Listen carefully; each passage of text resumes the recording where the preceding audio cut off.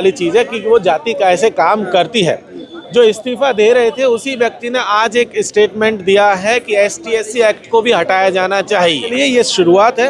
आने वाले दिनों में आप देखेंगे कि देश भर के अलग अलग जगहों पर इस तरीके की फांसी पर चढ़ा दिया जाएगा। मीडिया डरा रही है स्टूडेंट्स को, आपको फांसी पर चढ़ा दिया जाएगा, आपको आपके साथ ये कर दिया जाएगा, वो कर दिया जाने का स्कोप तैयार किया गया है ताकि कन्वीनियंटली इस तरीके का कंफ्यूजन पैदा करके रबिश गाइडलाइंस पेश करके उनको वापस लिया जा सके। आज आपने ये गाइडलाइंस वापस ले ली है, उल्टी सीधी तरीके से इनको फ्रेम करके यहाँ पर सामने लाके कल को आप SC/ST एक्ट भी वापस ले लेंगे ये कह के कि इससे समाज बट रहा है। अरे बटा हुआ समाज।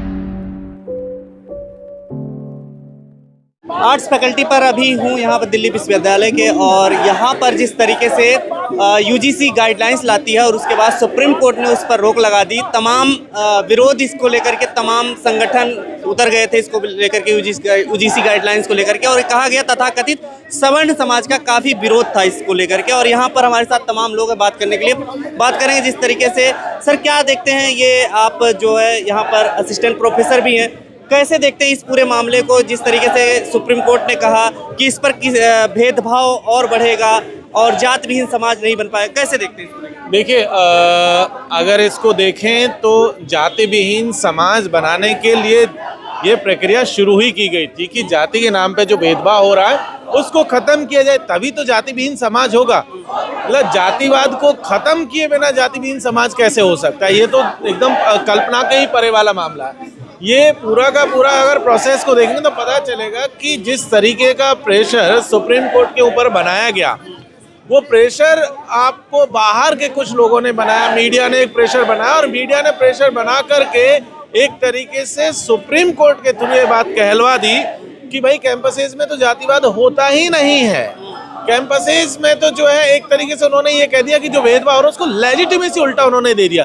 तो सही मायने में देखें तो बहुत गलत चीज हुई। दूसरी चीज आप देखिए कि कैंपसेज इसी देश का हिस्सा है, इसी समाज का हिस्सा है, तो वो उसमें वो सारी खामियां हैं जो समाज में भी मौजूद है।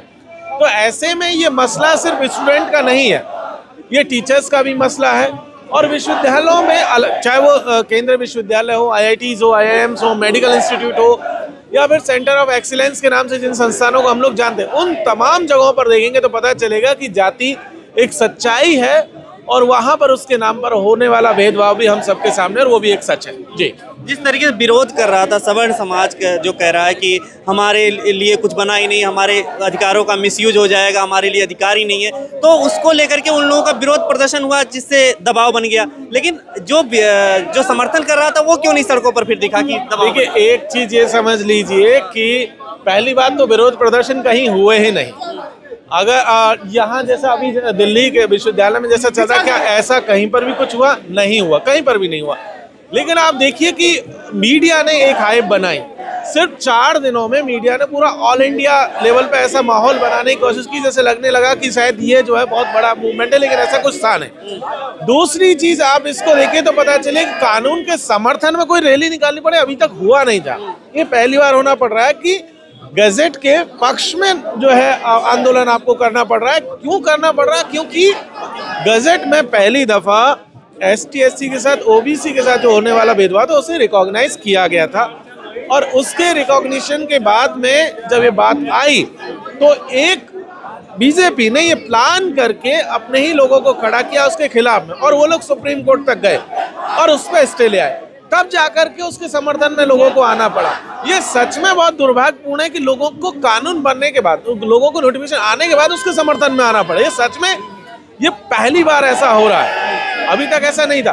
तो हमारे लिए ये अब चुनौती तब खड़ी हुई जब उस पर स्टे लगा दिया गया, क्योंकि ये जो एक्ट है, ये गजट है, ये समता की बात करता है, ये कैंपसेस में समानता लाने की बात कर रहा है, जो गैर बराबरी उसको खत्म करने की बात कर रहा है।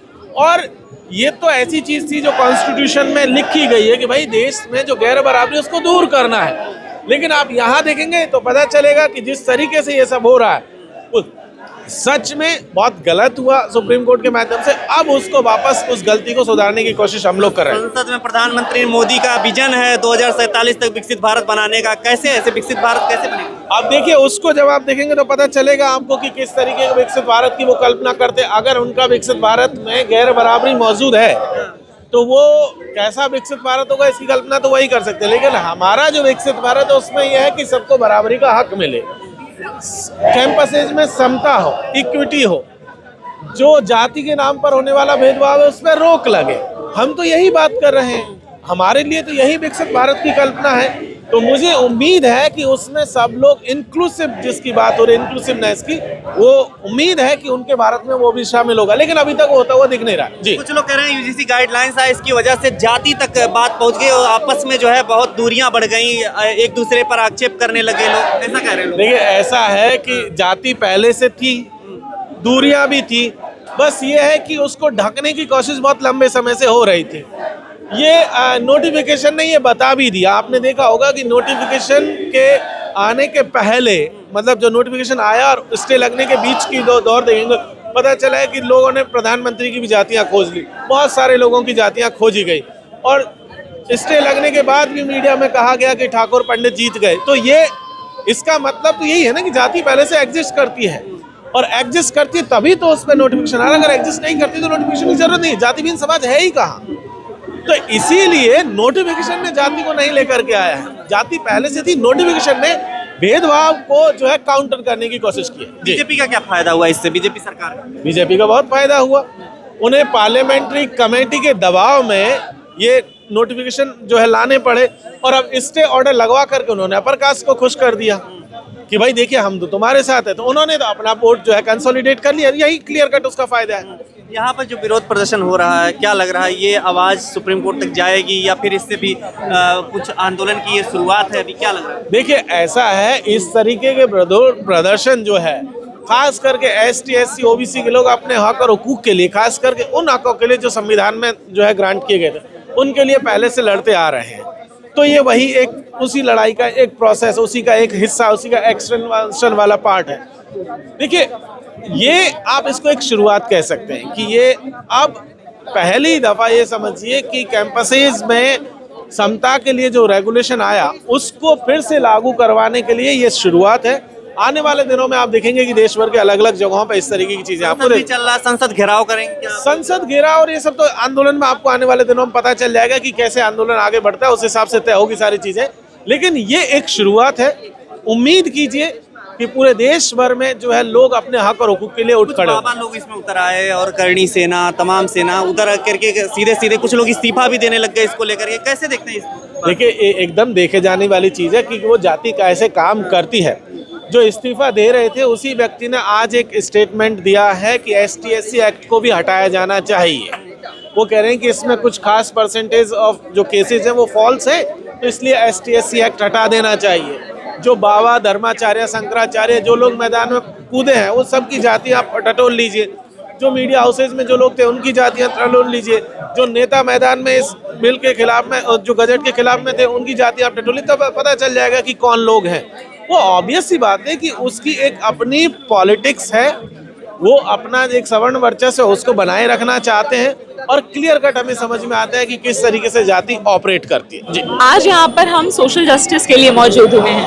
आज हमारे देश में अनफॉर्चुनेट है जो सुप्रीम कोर्ट ने UGC इक्विटी गाइडलाइंस 2026 पर स्टे लगाया है। जब भी न्याय को टाला जाता है तो उस पर चुप्पी साधना अपने आप में एक आपराधिक मामला है हमारे हिसाब से, और हम यहाँ पर चुप्पी साधने नहीं वाले हैं। हम चुप्पी नहीं साधते रहे हैं, इसीलिए हम यहाँ पर आज अपना आक्रोश दर्ज करने और अपना ज़रूरी जो मत और ओपिनियन है वो यहाँ पर दर्ज कराने के लिए मौजूद हुए हैं। आज हमारे देश में कास्ट बेस्ड वायलेंस होता है, कास्ट बेस्ड डिस्क्रिमिनेशन होता है, कास्ट बेस्ड एट्रोसिटीज होती है, गांवों से लेके शहरों से लेके यूनिवर्सिटी स्पेसेस तक। ये कोई परसेप्शन नहीं है, ये एक हार्श डॉक्यूमेंटेड रियलिटी है। इसका पूरा आंकड़ा हमारे पार्लियामेंट की स्टैंडिंग कमेटी से लेके UGC से लेके सुप्रीम कोर्ट तक सबके पास मौजूद है। सब जानते हैं कि पिछले सालों में कास्ट बेस्ड डिस्क्रिमिनेशन और वायलेंस की दरें यूनिवर्सिटीज में अनप्रेसिडेंटेड स्केल्स पर बढ़ रही हैं। तो जहां पर ये साबित सी बात है कि यूनिवर्सिटी स्पेसेस में बेटर एड्रेसल मैकेनिज्म्स की जरूरत थी सोशल जस्टिस एनफोर्स करने के लिए, और caste based discrimination, gender based discrimination, इस तरीके के अलग अलग डिस्क्रिमिनेशन और एट्रोसिटीज को कर्व करने के लिए ये जरूरत थी, इसीलिए इन गाइडलाइंस को लाया गया। पर ये मामला सिर्फ इतना साफ सीधा नहीं है।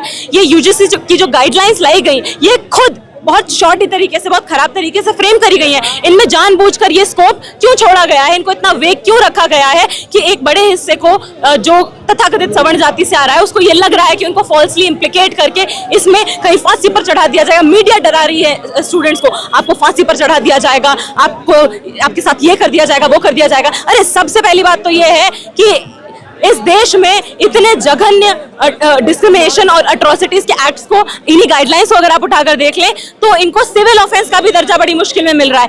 रैगिंग क्रिमिनल ऑफेंस है यूनिवर्सिटी के अंदर, लेकिन caste based atrocity, caste based discrimination यहाँ को बोला जा रहा है यहाँ पर कि ये एक तरीके का सिविल ऑफेंस है, जो पूरी कमिटी ये बनाएंगे इक्विटी गाइडलाइंस के जरिए से, जो डेमोक्रेटिक भी नहीं है, जो इलेक्टेड भी नहीं होंगी, नॉमिनेटेड होंगी। मतलब किसी भी डिपार्टमेंट, किसी भी यूनिवर्सिटी जहाँ पर भी ये केसेस पाए जाएंगे, उनके हेड खुद उस कमेटी को बनाएंगे, इन मेंबर्स को नॉमिनेट करेंगे, खुद उसमें जज, जूरी, एग्जीक्यूशनर होंगे, अपने आप से देखेंगे कि उसके बाद जो फाइंडिंग्स निकलेंगी वो बाइंडिंग है भी कि नहीं। तो सबसे पहली बात तो ये है कि इस तरीके का ये साफ तौर पर दिखलाता है कि सोशल जस्टिस और जाति आधारित हिंसा यूनिवर्सिटीज में जो हो रही है उसको कितना लाइटली हमारी यूजीसी और सरकारें ले रही हैं, और कहीं ना कहीं वो खुद ये जानबूझकर ये स्कोप छोड़ रही हैं कि ये मामला न्याय बनाम शोषण बनाम न्याय का ना बनकर सवर्ण बनाम अन्य का बन जाए।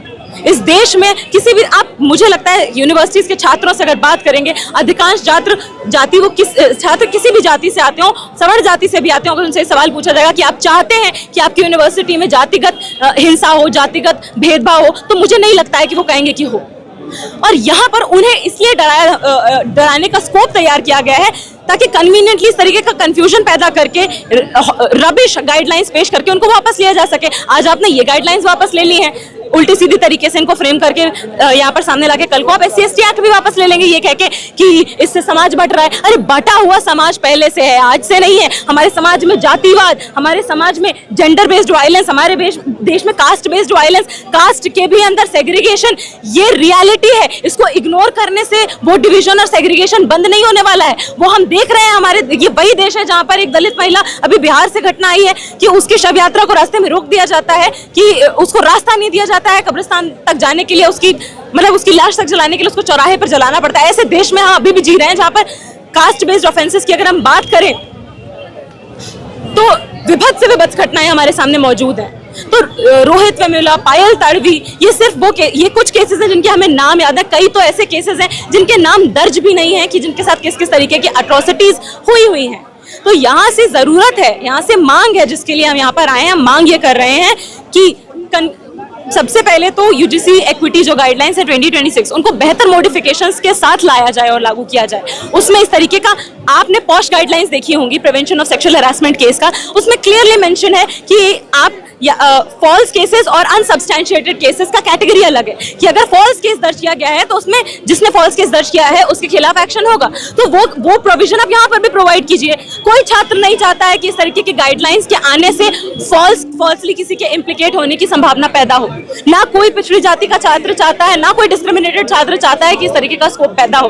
तो वो मेजर्स आप इंट्रोड्यूस कीजिए कि जो अगर किसी ने कंप्लेंट करी है और उसकी कंप्लेंट सब्सटैंशिएट नहीं हो पाई, वो एक कैटेगरी, और दूसरी कि किसी ने कंप्लेंट करी और वो फॉल्स क्लेम हो रही है, तो फिर उसके लिए आप उस हिसाब से गाइडलाइंस और मेजर्स प्रोवाइड करिए उन्हीं गाइडलाइंस में। पर इसको जानबूझकर वेग रखा गया ताकि इस पर पॉलिटिक्स की जा सके, ताकि इस पर इसी तरीके की सियासी रोटियां सेकी जा सके, ध्रुवीकरण किया जा सके सवर्ण और अवर्ण का, बजाय इसके कि बेहतर मुद्दों पर किस तरीके से यूनिवर्सिटीज को बेहतर बनाया जाए और इंक्लूसिव बनाया जाए। किसी भी जाति से छात्र आ रहा हो, खासतौर से जो पिछड़ी जाति के छात्र आ रहे हैं, उनको किस तरीके से यूनिवर्सिटी को और समावेशी माहौल बना सके उनके लिए, इन सारी चीजों पर डिबेट को किनारे रखा जा सके। और आज फिर से वही पुरानी डिबेट्स जिन पर हमारी पॉलिटिकल पार्टीज अपनी घटिया पॉलिटिक्स करती आ रही हैं, वही पॉलिटिक्स यहाँ यूनिवर्सिटी में भी होती रहे, उसी कहीं ना कहीं उसी मंशा से ये दिखाई पड़ता है हमें। तो यहाँ से हमारी डिमांड्स हैं कि सबसे पहले इन कमिटी के एक्विटी कमिटी रेगुलेशंस 2026 को बेहतर मॉडिफिकेशंस के साथ लाया जाए। एक्विटी कमिटी फॉर्मेशन का जो उसमें मेजर दिया गया है उसमें मेंबर्स को इलेक्ट करके चुना जाए, नॉमिनेटेड मेंबर्स का प्रोविजन उसके अंदर से खत्म हो। और उसके अलावा ये जो कंफ्यूजन छोड़ा गया है रैम्पेंट, जिसके कारण बड़ी संख्या में स्टूडेंट्स को लग रहा है कि उनको फॉल्स कंप्लेंट्स के तहत फंसाया जा सकता है, ये कंफ्यूजन खत्म की जाए। उसके लिए प्रॉपरली मैकेनिज्म प्रॉपरली फ्रेज किया जाए, लाया जाए उसके अंदर, और ये वेगनेस और ये टोकनिज्म ये सारी खत्म की जाए। क्लियर लीगल डिस्टिंक्शंस प्रोवाइड किए जाएं ताकि जस्टिस का मिसयूज और उसका डाइल्यूशन अवॉइड किया जा सके। एक बार को लगा कि सवर्ण समाज पूरा सरकार के विरुद्ध आ गया है, मोदी शाह की भी जाति लोग निकाल करके लाने लग गए फेसबुक सोशल मीडिया पर, और उसके बाद कुछ मंत्री और तमाम लोग ये बताने लग गए कि नहीं, ये मोदी जी ने पहले से ही बता दिया था इस तरीके से होने वाला। तो कैसे देखते हैं इस पूरे मसले को, कहीं सरकार की क्या मंशा थी इसके पीछे? देखिए, सरकार की मंशा साफ दिख रही है। आपके पास पहले से बहुत सारे, यहाँ से इसके पहले जो 2012 का गाइडलाइन था उसमें तब भी 18 मैकेनिज्म्स उसमें प्रोवाइड किए गए थे कि डिस्क्रिमिनेशन के क्या क्या ग्राउंड्स हैं यूनिवर्सिटीज के अंदर जिस पर एक्शन लिया जाएगा। इन गाइडलाइंस में वो ग्राउंड्स मिसिंग हैं। तो क्यों मिसिंग है ये ग्राउंड्स? जानबूझकर इसको वेग रखा गया है ताकि जब ये वेग रहेगा तो वो छात्र जो तथाकथित सवर्ण जाति से आ रहे हैं, जिनको लग रहा है कि उनके खिलाफ इस मैकेनिज्म को मिसयूज किया जाएगा, वो इसी डिबेट में उलझते रहे और हमारे बीच में आपसी बेसलेस, ये तो बेसलेस नफरत और ये बेसलेस पोलराइजेशन है ना। हमारे बीच में किस तरीके की बातों पर संवाद होना चाहिए था कि हम लोग जिस भी कम्युनिटी, कास्ट कम्युनिटी से आ रहे हैं उसको साइड रखकर, उसको डाइल्यूट करके यूनिवर्सिटी को किस तरीके से बेहतर स्पेस और समावेशी स्पेस बना पाए। लोग पूछने लगे कि कैसे भेदभाव होता है, कॉलेज में सब लोग साथ में रहते हैं, यूनिवर्सिटी में सब लोग साथ में खाते पीते हैं, फिर भेदभाव कहाँ है? उनको यही लग रहा है, नहीं समझ में आ रहा है कि भेदभाव कहाँ है, नहीं समझ में आ रहा है भेदभाव कहाँ है। आप एक बात बताइए, मुंबई के मेडिकल कॉलेज में पायल ताड़वी जो एक शेड्यूल ट्राइब फैमिली से आती हैं, उनको इस तरीके से हरास और प्रताड़ित किया गया कि एक महिला जो पिछड़ी जाति से ही नहीं, आदिवासी कम्युनिटी से आते संघर्ष करते हुए मेडिकल की पढ़ाई करती है, वो मेडिकल की पढ़ाई करने वाली महिला को हम एक तरीके से समवॉट सशक्त महिला ही मानेंगे इस देश की बाकी महिलाओं की तुलना में, वो सुसाइड करने के लिए मजबूर हो जाती है। हमारा वही देश है जहाँ पर जुडिशरी में भी हमारे पास कई बार हमारे सामने इंस्टेंसेस आते हैं कि फीमेल जजेस बताती हैं कि वो हरासमेंट का शिकार होती हैं। तो क्या जरूरत नहीं थी इस यूनिवर्सिटी में उन गाइडलाइंस के आने की? साफ तौर पर जरूरत थी और इसीलिए लिटिगेशन और ये गाइडलाइंस यूजीसी खुद से लेकर आया। अगर जरूरत नहीं होती तो यूजीसी ये गाइडलाइंस क्यों लेकर आता? पर मामला ये है कि इनको इतने वेग तरीके से फ्रेम क्यों किया गया है? इनको वेग तरीके से फ्रेम किया, शॉर्टी तरीके से फ्रेम इसलिए किया गया है ताकि ये स्कोप आपस में ध्रुवीकरण करने का, लोगों को बांटे रखने का और सिर्फ जातिवादी डिस्कोर्स और जातिवादी to and forth, back and forth continue रखने के लिए, इनकरेज करने के लिए स्कोप बना रहे। असल मुद्दों पर, असल सोशल जस्टिस के मुद्दों पर बेहतर इन प्रावधानों को कैसे बेहतर बनाया जाए उस पर डिस्कोर्स गायब हो जाए। दबाव है, कुछ बाबा लोग भी इसमें उतर आए, कुछ जो है लोग इस्तीफा भी देने लग गए, इसका दबाव बना है कहीं ना कहीं? देखिए, हमें किसका दबाव बन रहा है, कौन इस्तीफा दे रहा है, कौन इस पर पॉलिटिक्स कर रहा है, कौन इसकी पॉलिटिक्स से कितना अपना सियासी फायदा निकालना चाहता है, ये पॉलिटिकल पार्टीज को बखूबी पता है। वो इसका बहुत अच्छे तरीके से व्याख्यान कर सकते हैं पर वो बताएंगे नहीं। पर हम छात्रों को जितनी चीज समझ में आती है अपनी यूनिवर्सिटी को देखकर और अपने आसपास होने वाली इन घटनाओं को देखकर, हम ये जानते हैं कि यूनिवर्सिटीज, सेंट्रल यूनिवर्सिटीज से लेकर स्टेट यूनिवर्सिटीज तक, खासकर स्टेट यूनिवर्सिटीज में इनकी बहुत ज्यादा जरूरत है। क्योंकि आप एक स्टूडेंट जैसे क्लासरूम में आता है, उसका सरनेम उसके नाम के साथ में लिया जाता है और जब उसका सरनेम लिया जाता है तो उसकी जाति छुपी हुई नहीं होती है। और ये बात किसी से छुपी हुई नहीं है कि हमारे देश में जाति के आधार पर लोग, अरे यूनिवर्सिटीज के आप मेस में चले जाइए, पिछड़ी जाति के जो वर्कर्स हैं वहां पर, वो उनको कई बार खाना सर्व नहीं करने दिया जाता है, अपना खाना लेने नहीं दिया जाता है। मेडिकल कॉलेजेस की बात बता रही हूँ मैं आपको, पिछड़ी जाति से आने वाले स्टूडेंट्स को, ये तो कोटा स्टूडेंट हैं, इन्हें तो कुछ आता नहीं है, इस तरीके की बातें हम अक्सर सुनते हैं। तो क्या एक स्टूडेंट जो यूनिवर्सिटी में आ रहा है बहुत सारे स्ट्रगल्स फेस करके, पिछड़ी जाति से, पिछड़े आर्थिक परिवारों से, उसका स्ट्रगल यूनिवर्सिटी में होना चाहिए कि वो अपनी पढ़ाई बेहतर किस तरीके से करे, अपनी पढ़ाई पर कैसे फोकस करे, अपने करियर को कैसे बेहतर बनाए, समाज को कैसे बेहतर बनाए, यूनिवर्सिटी को कैसे बेहतर बनाए, ना कि उसका पूरा स्ट्रगल इसी चीज में सिमट के रह जाए कि वो कैसे फिट इन करे, कि वो कैसे इग्नोर करे उसके खिलाफ जो डिस्क्रिमिनेशन हो रहा है या फिर इस तरीके के हिंसात्मक एट्रोशियस एक्ट्स हो रहे हैं। तो उन्हीं को कर्व करने के लिए, बेहतर समावेशी माहौल बनाने के लिए यूजीसी के इक्विटी गाइडलाइंस की जरूरत है, पर इनको बेहतर तरीके से फ्रेम करके इक्विटी कमेटी जो फॉर्मेशन इन्होंने बताया उसको डेमोक्रेटिक फॉर्मेशन बनाकर इलेक्टेड मेंबर्स इस तरीके के चेंजेस लाकर उसको लाए जाने की जरूरत है, ना कि इस पर ध्रुवीकरण करके सियासी रोटियां सेकने की जरूरत है। खबरों में बने रहने के लिए फोरम 4 को सब्सक्राइब करें और नोटिफिकेशन पाने के लिए बेल आइकन दबाएं।